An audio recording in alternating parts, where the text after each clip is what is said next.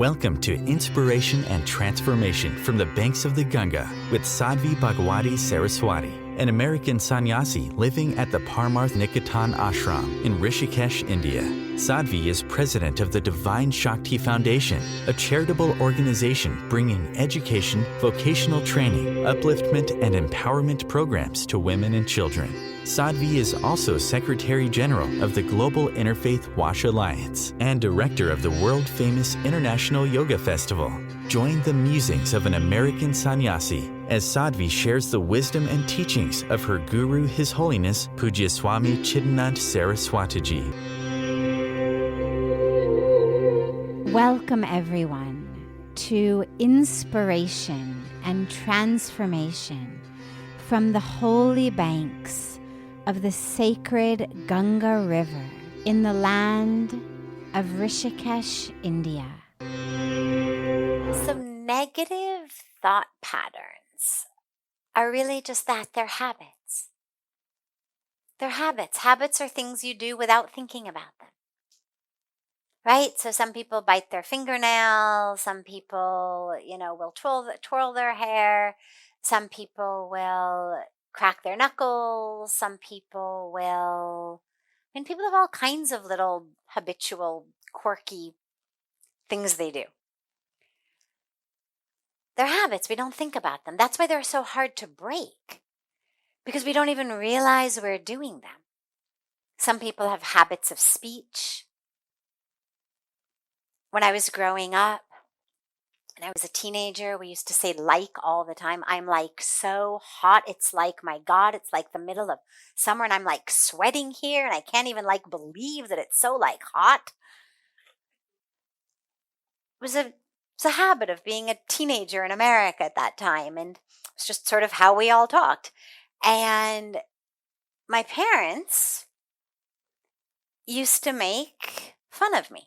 Very light, joking way. They didn't do it in a cruel way, but just to bring awareness to it. So I would say things like, could we have not like that for dinner, but like this? And mom would say, I don't know, and just, to make me realize what I was doing. And I didn't even realize. But slowly, as I got older, you start to pay attention and you start to free yourselves of those sorts of habits. But habits by nature are things we do without thinking about them. So negative thinking is just that. It's a habit. We don't say, okay, now I want to have a negative thought. What should it be? Well, I'm ugly. That could be one. I'm stupid. That could be one. I'm a failure. That's a good one. Let's go with failure. I did ugly yesterday. It doesn't have much sting. Failure has some sting. Let's go with failure. We don't think about it like that. They're habits. They're habits in the mind. We speak in India about sanskaras, right? They're grooves. Scientifically, we speak about neural patterning, neural networks. Here we speak about sanskaras. It's the same thing. They're literally impressions. Impressions on my psyche. This is how we think. But like any habit, you can free yourself of it. But you have to first bring awareness to it. So the first thing to do is recognize that you are not your thoughts. Okay? It's just a habit in your brain. Next, watch your thoughts. Sit down, close your eyes. Don't try to change them. Just watch them as an observer. And the benefit of that is you will realize as you're watching that you are not them. You are the one over here watching them. And you'll be able to see them as just these things happening in your brain, like bubbles. That's really what they are. It's just like If you ever see somebody blowing bubbles, and the bubble gets inflated, and then the bubble pops, and there's a bubble, and then it pops. That's how our thoughts are. So spend some time watching them to teach yourself, really, I'm not my thoughts. I'm watching my thoughts. I'm the one aware. I'm the one watching. I'm not the movie. I'm the one watching the movie. I'm not the actor in the TV show. I'm the one watching the actor in the TV show. I'm not the thought. I'm the one watching the thought. When you become simply aware of them, they lose that power to impact you a lot. Because then you just see them. Oh, yeah, another one. Oh, another one. Oh, another one. But then what you want to do is you want to give the mind something to do instead. Ideally with a very disciplined meditation practice. In general, the thoughts will become less and less because the mind will become stiller and stiller. But along the way, you need to give the mind something else to do. If you have a baby or a puppy that's, taking this and tearing it up and doing this and destroying this and you can't just say, sit down and shut up. They're not going to do it. Maybe for 30 seconds, as long as you've scared them, they will. And then in 30 more seconds, they'll be up doing their thing again. It's what babies do. It's what puppies do. So what do? You give them something else. You give them a toy that they can play with. Then they leave your carpet alone. So, in the same way, the mind needs to be given something. This is one of the most basic benefits of a practice of japa. It's got a lot of more powerful, deep benefits as well, but this is one of the most basic benefits. It gives the mind something to do. As long as you're chanting your mantra, you're not having negative thoughts. And you just chant and chant and chant until, and you can do it with your eyes open. Whatever you're doing in the world, you can chant your mantra at the same time. So you just keep chanting your mantra. And slowly that habit will change. But also along with that, I would suggest bring in some very direct thoughts. So if your negative thoughts tend to be about other people, develop a habit when you first see someone.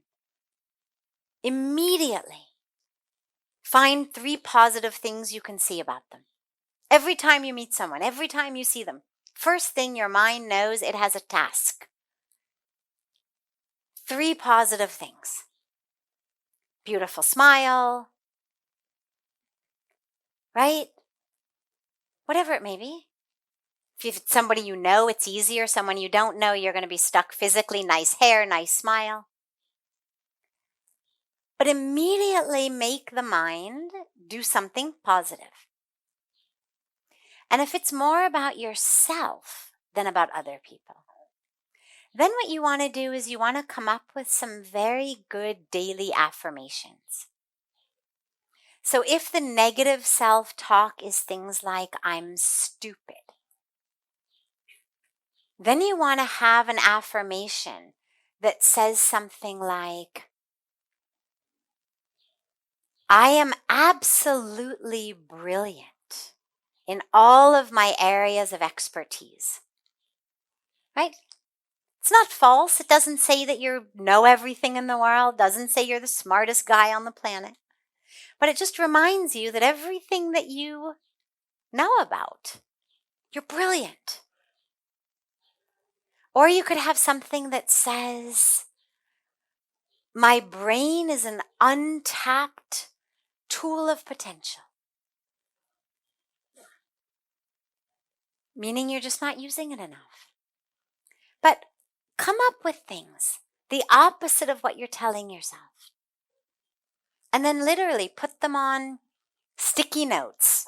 Stick them on your bathroom mirror. Stick them everywhere. Make them be notifications, alarms on your mobile. It may sound silly. And you'll feel silly in the beginning. But the way that the subconscious works is the more you tell it something, the more that thing becomes its reality. If you think you're stupid, it's only because you or someone else told you that enough times that it went in. So correct the mistake. And slowly, slowly the patterns will change. You're listening to OTR-FM, part of the IOM radio network. Being a radio host on IOM FM allows you to build your show on a rich platform with the power of the internet to fulfill your outreach goals and connect with a very specialized and global online audience, unlimited by time and distance. OMTimes Radio will provide you with web relevance, a recognizable conscious brand, and with the standard of excellence that has accompanied every single Circle of Hearts Radio is a sanctuary on the airwaves. Join me, Grandmother Alaya, in the circle on Sunday 2 p.m. Eastern as I share information to both enlighten and nourish your soul. Hi, this is Christina Ricci with RAIN. Every 2 minutes, another American is sexually assaulted. If you or someone you know has been sexually assaulted, you are not alone. Help is just a call or click away through the National Sexual Assault Hotline. Please call 1-800-656-HOPE, that's HOPE, or visit rain.org, that's RAINN.org. Brought to you by RAIN and this station. Welcome back to Inspiration and Transformation. I'm so glad to have you all back here with me.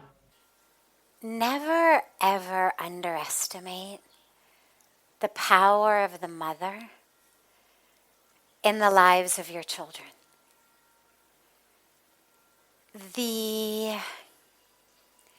That impact of the mother, not just her words, but her very presence, her very energy and existence, has an impact on us that is far more powerful than really any other impact on us in early childhood. There's obviously a wonderful connection we have with our fathers, with our grandparents and aunts and uncles and siblings and whatnot. But especially in the early years, the connection to mom is just the most powerful. And so if you're spiritual, don't underestimate that beautiful power and impact that you are having on your children, even if your husband and his family may not be spiritual. Also remember that rituals themselves don't make us spiritual. Yes, they're beautiful things to do. It is a nice way of reinvigorating our connection. But there's plenty of people who are deeply spiritual without necessarily performing rituals, without necessarily, having a particular religious rite, ritual, ceremony. So who knows? Maybe they have some spirituality in themselves as well, but that we're just not able to see. So stay open to that as well. Eating meat doesn't by itself mean that they're not spiritual people. What it means to me simply actually is they're not aware of the role of eating meat on the planet. Because in order to go vegetarian, it's not so much about just what our religion is or our spiritual life is. It's actually just as much about how we feel about other people on earth, our sisters and brothers on earth, how we feel about the environment, the air, the soil, the water. So first of all, give them a chance. Maybe they're just spiritual in a different way than you are. As far as what they eat, try to educate them. Not from a religious perspective, but from a perspective of world hunger, from a perspective of climate change, from a perspective of water wastage and usage in the world, the environment. So many people are turning vegetarian and vegan for reasons that have nothing to do with their religious tradition and everything to do with their commitment to protect Mother Earth. So share with them. If you don't have the statistics, just email back to our team and we'll send you lots of videos because it's a topic that I talk about a lot. So we have a lot of things that can be sent to you. But mostly as far as your children, you just keep being spiritual. And remember that being spiritual means we're not criticizing, we're not pointing fingers. One of the most difficult and damaging things for children is actually to have one parent bad-mouthing the other parent. No matter who's right and who's wrong, one parent trying to turn children against the other parent is one of the most damaging things that we can do to children other than actually abuse them. So in your spirituality, don't be telling your children, oh, your father this, oh, your father that, oh, your father's family this. You just show your children the right way of being. Show them, don't just tell them, show them. Get up, meditate, have them sit with you when you meditate. When you stand up from your meditation, be different. If your meditation is real, you're going to be different when you stand up from it. Let them see that difference. Oh, Mom meditates.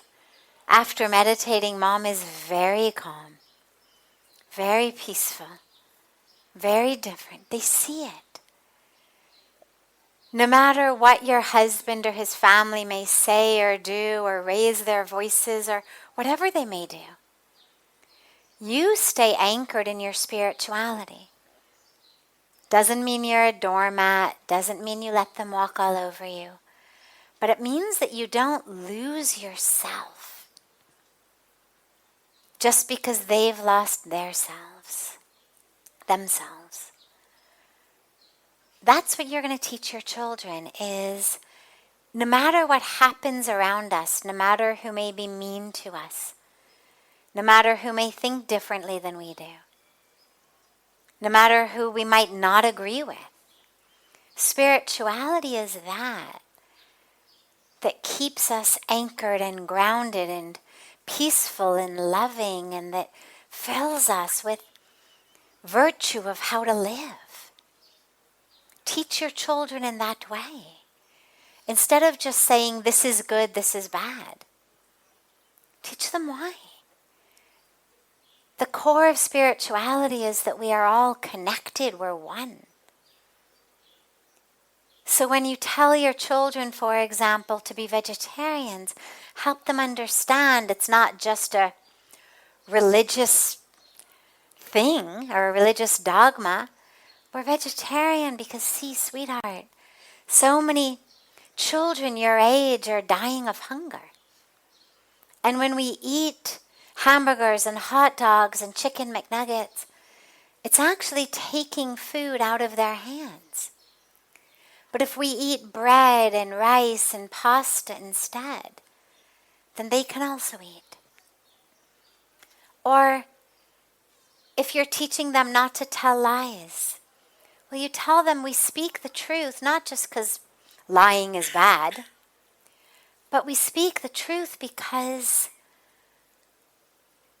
we are here as embodiments of the divine on earth. God lives in us.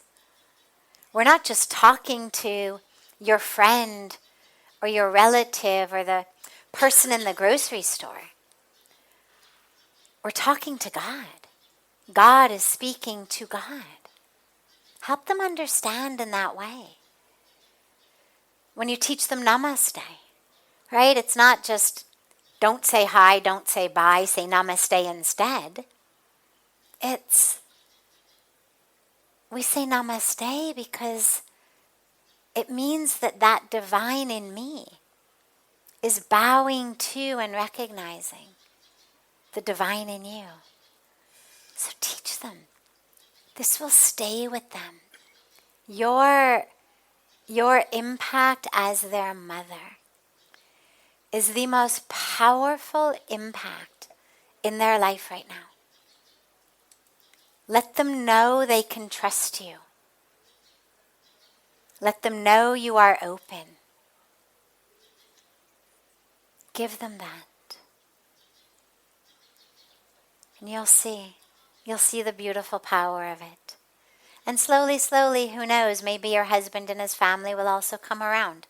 Spirituality is a beautiful magnet. Truth is a magnet. Love is a magnet. It pulls people toward it. This is OTR-FM, part of the IOM radio network. OMTimes Magazine is one of the leading online content providers of positivity, wellness, and personal empowerment. A philanthropic organization, their net proceeds are funneled to support worldwide charity initiatives via Humanity Healing International. Through their commitment to creating community and providing conscious content, they aspire to uplift humanity on a global scale. OMTimes, co-creating a more conscious lifestyle. Do you have time to read that inspiring book or that blog post you've been meaning to get to? In your busy world, how do you improve yourself and keep your life going? I'm Lisa Kay, and my Between Heaven and Earth radio show can transform your life just by listening.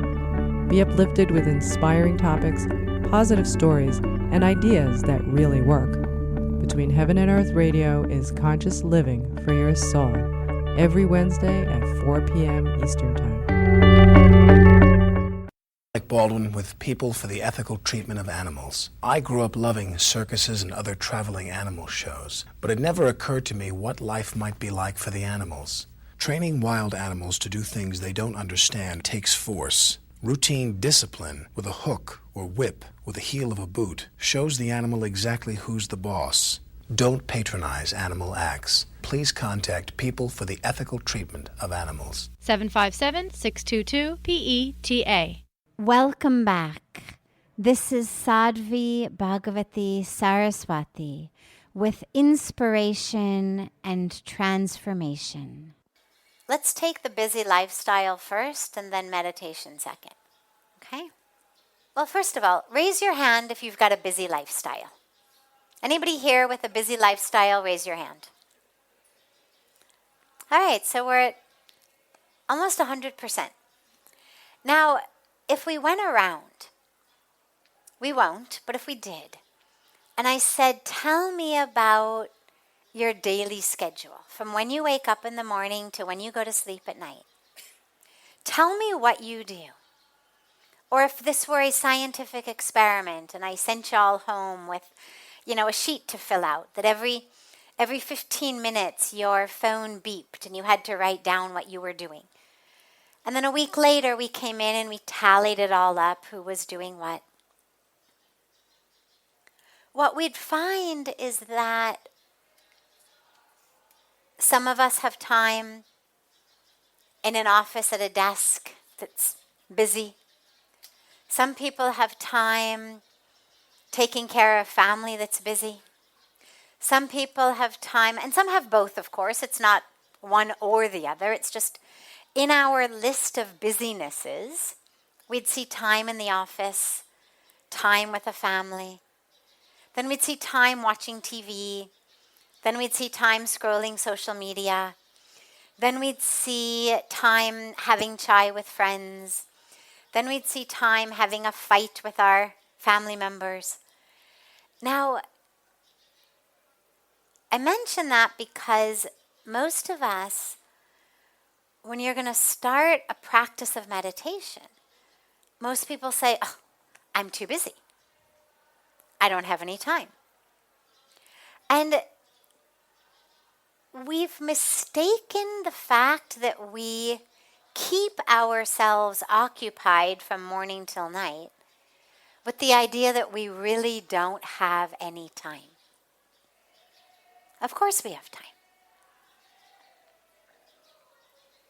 But what it means is that we have to make choices.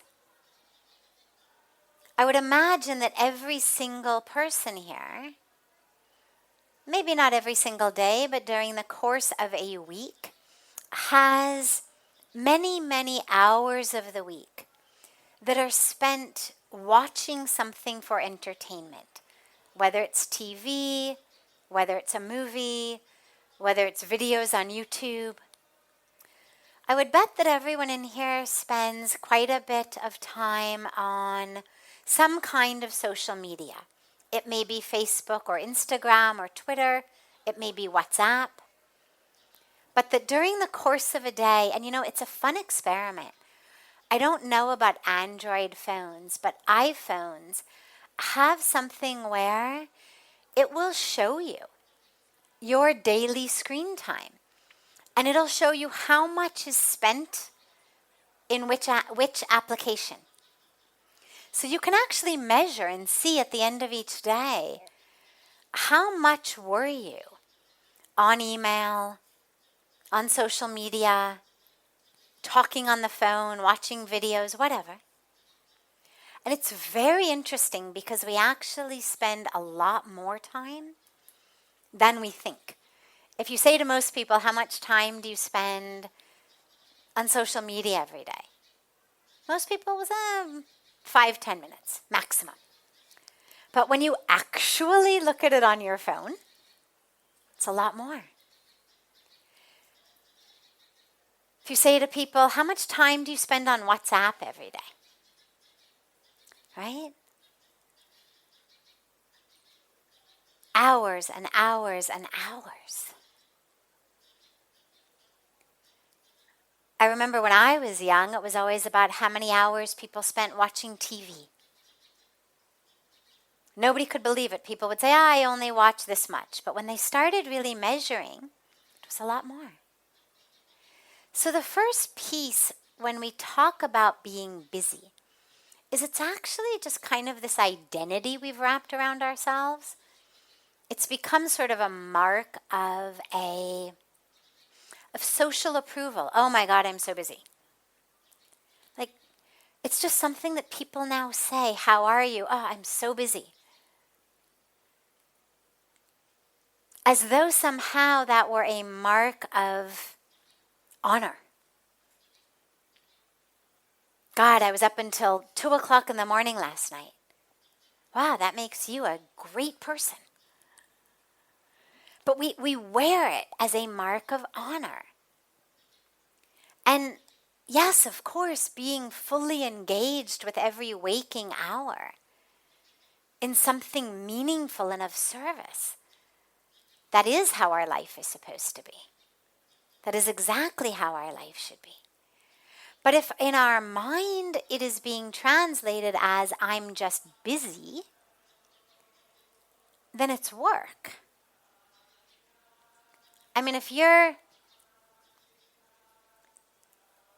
cooking dinner for your loved one, you probably don't have that kind of a loved one yet, but let's say you were having a beautiful party for your friends. Maybe it was your birthday, you invited them all home, and y'all started baking cookies. You thought that would be fun, let's all make cookies. Okay? Well, at the end of the party, if I said, how are you, would you say, my God, I am so busy, I've been in the kitchen baking cookies all day long? No, you'd say, oh, we had such a great day, baked cookies.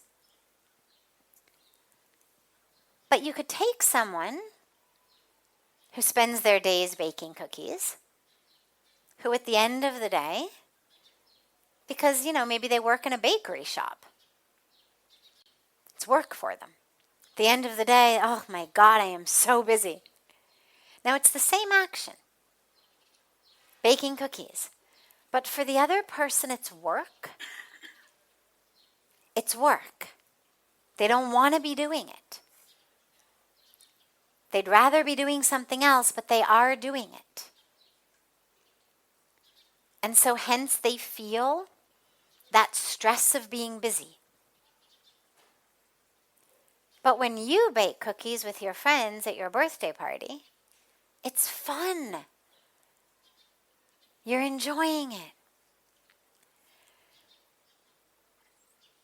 The issue with our lives has been that so much of what we do has gotten wrapped up in this identity of, oh my God, I'm so busy, that even things we would have enjoyed, we no longer enjoy because we tell ourselves, oh, I'm so busy, got to do it. So we actually lose the opportunity to enjoy what we do because we've stuck it all under this umbrella of busyness. Well, yeah, being busy is good. Our lives should be full, but sometimes we are busy meditating. Sometimes we are busy doing yoga. Sometimes we are busy being with our families. Sometimes we're busy exercising. Sometimes we are busy earning a living. Sometimes we are busy making art, making music. Being busy isn't the problem. Being busy is beautiful. It means we're filling every moment of our day. It's the identification of I'm so busy that's the problem. So if we could break that identification and recognize, wow, I'm so blessed, my life is so full. There's more to do every day than I've got hours to do. What a blessing. But also simultaneously we have to realize I'm choosing these things. Even in many cases, my job. Most of us sitting here and watching this online are not at hand-to-mouth poverty level where if we cut back our work by half an hour a day, suddenly our family would starve. Most of us put in the extra hours at work because we want the extra money. Fine, no problem. But then don't complain you're too busy. It's a choice you've made.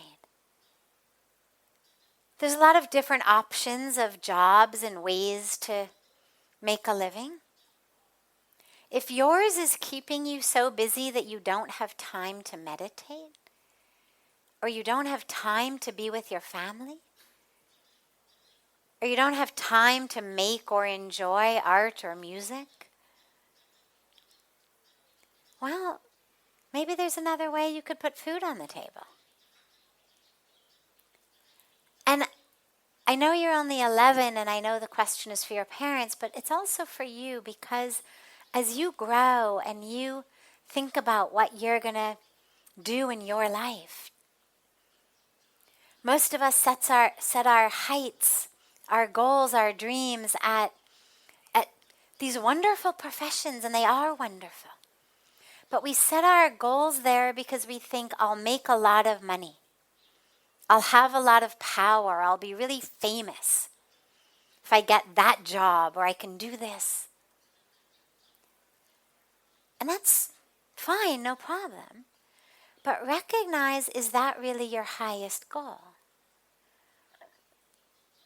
Are you prepared to live a life where the only way to have time to meditate is to not get enough sleep? Right? Where you get to a position where your only option is not to have enough sleep. Well, that's not a good choice. Isn't there anything else in 30 minutes of the day you could cut back? Social media time. WhatsApp messaging time. You know, it's really interesting because we got into these messagings thinking that they would save us time. I remember when texting first came out, it was like, oh, wow, this is so great. Now you don't have to waste time on a phone call. I now pick up the phone and call people because it is so much faster than the hundreds of back and forths.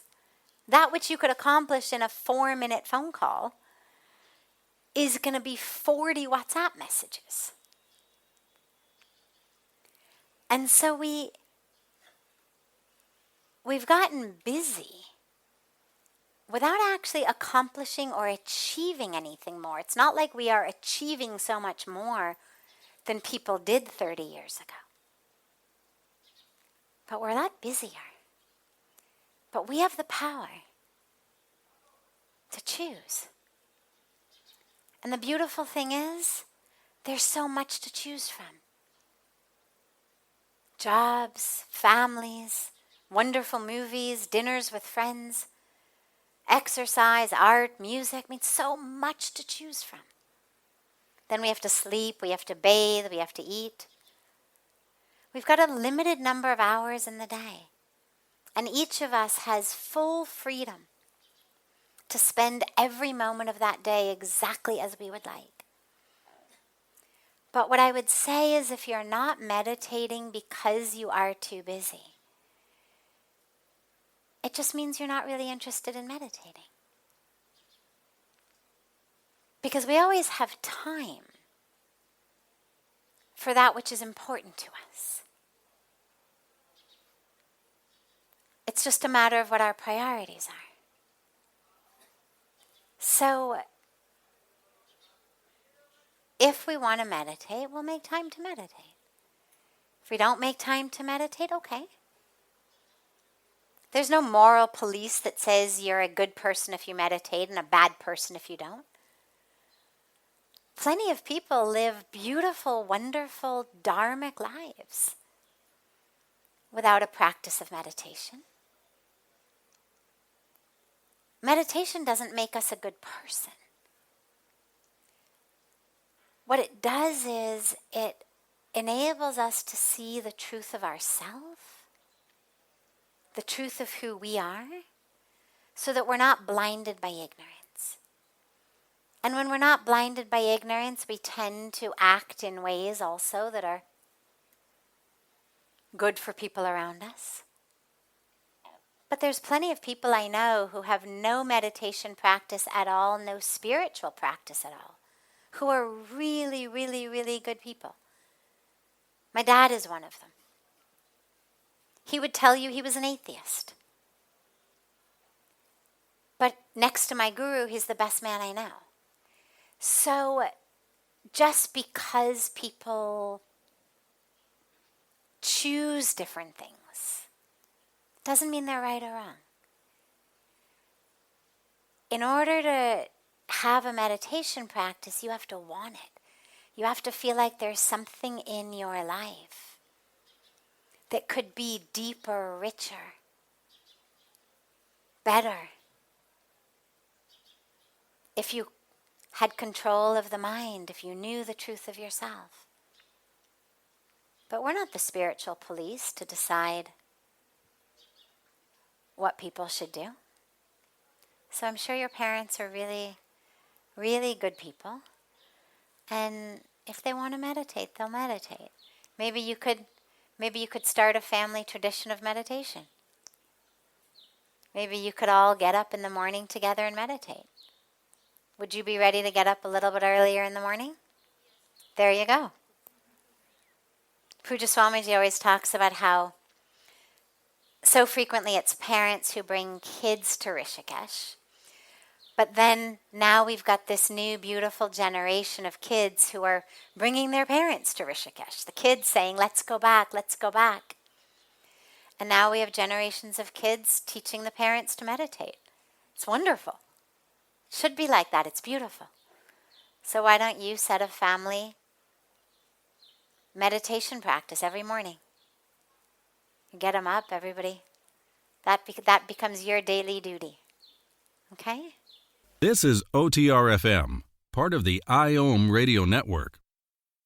OMTimes magazine is one of the leading online content providers of positivity, wellness, and personal empowerment. A philanthropic organization, their net proceeds are funneled to support worldwide charity initiatives via Humanity Healing International. Through their commitment to creating community and providing conscious content, they aspire to uplift humanity on a global scale. OMTimes, co-creating a more conscious lifestyle. Do you have time to read that inspiring book or that blog post you've been meaning to get to? In your busy world, how do you improve yourself and keep your life going? I'm Lisa Kay, and my Between Heaven and Earth radio show can transform your life just by listening. Be uplifted with inspiring topics, positive stories, and ideas that really work. Between Heaven and Earth Radio is conscious living for your soul, every Wednesday at 4 p.m. Eastern Time. Like Baldwin with People for the Ethical Treatment of Animals. I grew up loving circuses and other traveling animal shows, but it never occurred to me what life might be like for the animals. Training wild animals to do things they don't understand takes force. Routine discipline with a hook or whip with the heel of a boot shows the animal exactly who's the boss. Don't patronize animal acts. Please contact People for the Ethical Treatment of Animals. 757-622-PETA. Welcome back. This is Sadhvi Bhagawati Saraswati with inspiration and transformation. God speaks through all. As parents, we have to get over ourselves. There's a responsibility, of course, to keep our child safe so babies reach toward a candle flame. Obviously, it's our responsibility to move their hand away, no matter how drawn they are to the candle or to the ledge of the balcony. Because, wow, it looks so beautiful. It's our responsibility to pull them back because they don't have all of their cognitive functioning. It's also why we don't let very young children, vote, get married, make decisions that are going to be those that have huge impacts on them and others for a very long time. But God speaks through all. And so the best thing you can do for your child is to teach your child to trust themselves. Teach them to hear God's voice. If they say, I want to paint, if you've got a boy and he says, I want to paint, don't say, no, you don't. You want to play football instead. Let him paint. If he says, I want to do ballet, don't say, no, you don't. Boys don't do ballet.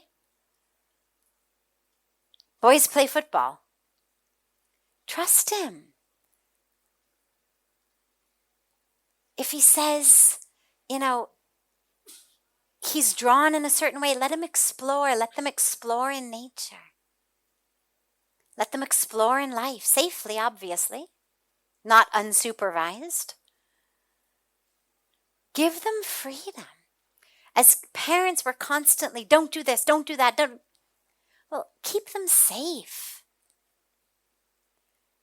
But don't put them on leashes that are 2 inches long. and especially over their brains. And then as they grow, teach them to trust themselves. If they come home and say, I don't know what to do. I don't know who to eat lunch with. I don't know how to hang out with. There's, this group of kids and there's this group of kids and I don't know. Help them figure it out. Ask them the right questions. Well, with whom do you feel the freest to express yourself? With whom do you feel the most accepted, the most loved? With whom do you feel like you have to be someone different? You'll help them figure it out on their own. When they need to choose in school what to study, don't tell them. Don't make it based on your agenda. Help them figure it out. What they're interested in, what their skills are. What things excite them.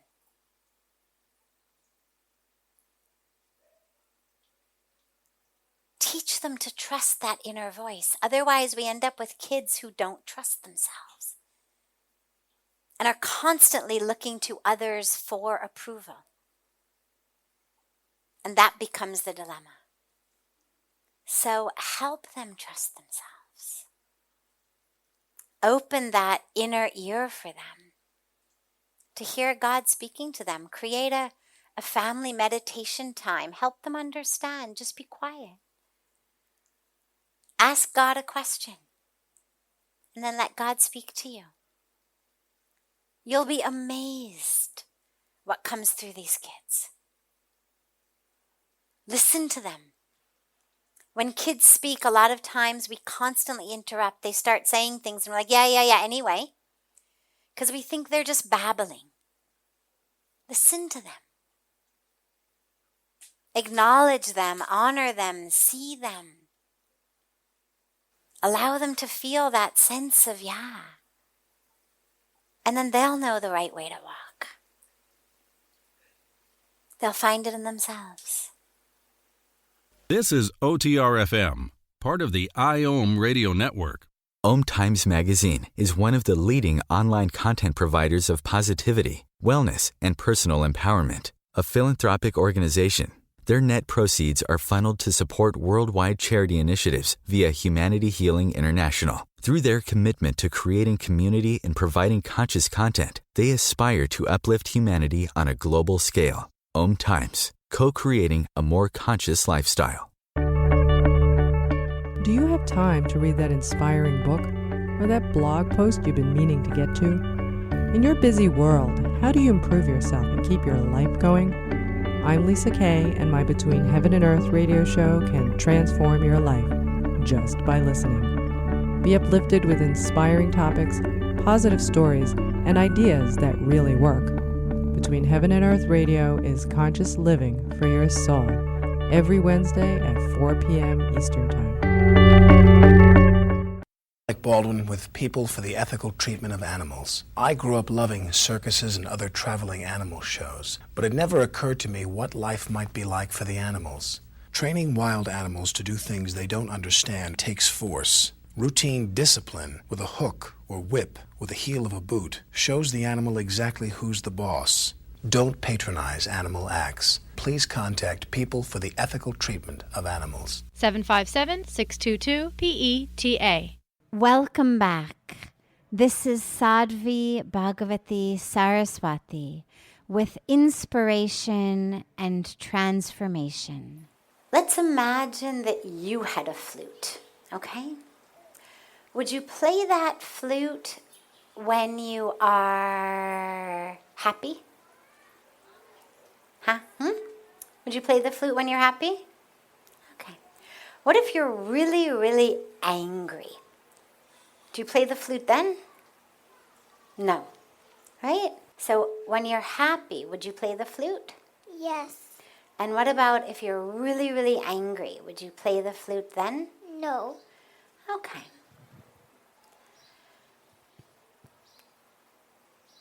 Now, Krishna had to go through so many difficulties in his life. right? From when he was very little, even younger than you, right? Do you know some of the difficulties he had to go through? Well, do you know that Krishna was born in jail? Yeah. Can you imagine? I mean, that's the beginning. He was born in jail. And then, during his childhood, when he was very young like you, his very evil uncle tried to kill him. Yeah. Not fun, not nice. And so many difficulties he had. But he just kept playing his flute, like you say. Now, remember you said you wouldn't play if you were angry? So I think in this way, Krishna's very much like us, right? He came in the form of a human. If he's always playing his flute, what does that mean he's feeling inside? What does it mean he's feeling inside? Happy. Right. So can you imagine how he could be happy even when he has so many difficulties? Do you ever get angry? No. Yeah, really? That's great. Never? Your sisters, your brothers, nobody ever makes you angry? Wonderful. Well, most people, when people do things that are not so nice to them, we get angry. It's normal, it's natural, we want things to go our way. As I want it, it should happen. I get angry. But Krishna, all these things that happened to him, he stayed happy. He kept playing his flute all the time. No matter what challenges he faced, what difficult circumstances he faced, having to leave his beloved land of Mathura, having to leave, even so, all of the difficulties, all the challenges, he kept playing his flute. And it reminds us, it teaches us. Because of course, when God comes on earth, like Krishna, like Ram, they come to teach us, to bless us, and also to teach us. And one of the things that Krishna teaches us is, no matter what happens, you should always be happy. The song of your heart should always be on, even if people are mean to you. Even if people do things you don't like, still you should always be happy. And that's why he plays his flute all the time. It's to teach us. See all what happened to him? But he's still playing his flute. Flute is on. For us, one little thing happens and we say, right? I'm not talking to you. I won't play with you. No music. But not Krishna. Song was always on. Flute was always on. It reminds us, that's how I have to be. Always on. Do you think you can be like that? Always on, always singing, always smiling? Yes. Oh, great. Wonderful. We should give you a big round of applause. This brings to a close this hour of inspiration and transformation. Thank you so much for joining me. I'm so glad to be together with you all each week. And I look forward to being together again next Thursday, same time, on OMTimes Radio.